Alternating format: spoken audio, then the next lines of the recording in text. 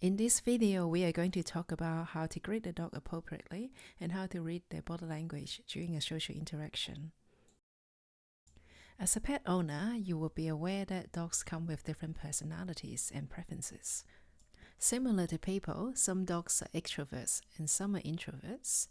They can experience very different emotions during social interaction, and that affect how they behave. In this demonstration, Barley, the dog in blue collar, he is the extrovert. He approaches me without hesitation. He stays next to me.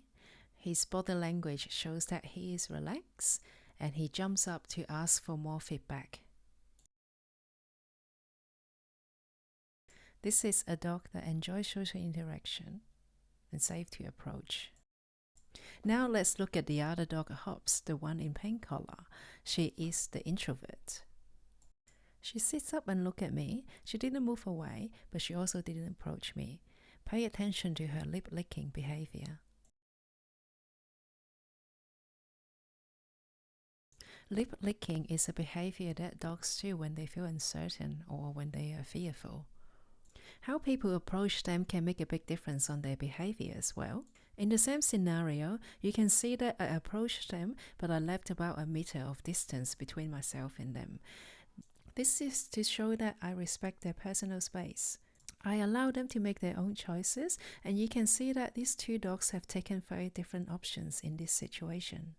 Let me demonstrate a bad way to approach a dog. I walked straight into her space and stood over her.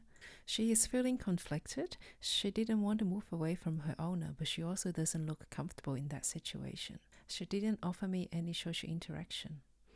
This is another demonstration of the bad way to approach a dog. She walks straight up to the dogs and reaches out her hand. Pay attention to Hobbs' body language. She is licking her lip, and she didn't want to initiate any social interaction.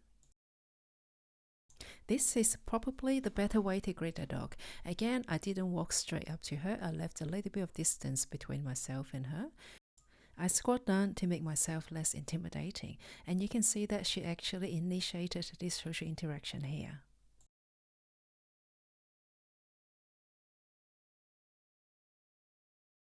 This is another example of an extroverted dog.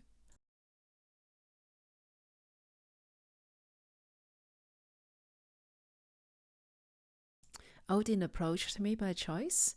You can see that his body language is very relaxed. When I offered to pet him, he sat down and stayed next to me.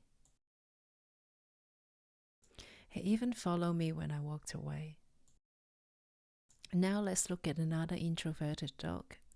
I already knew Ariel is a nervous dog, so I actually kept a very long distance between myself and her, and you can see that she moved away. She said no politely in dog's way. Her behavior is a normal variation of dog's social behavior.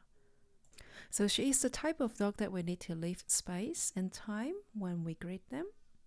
Forcing physical contact and interaction with this type of dog will only create a bad impression, negative emotions, and in the worst case scenario, it can be a dog bite.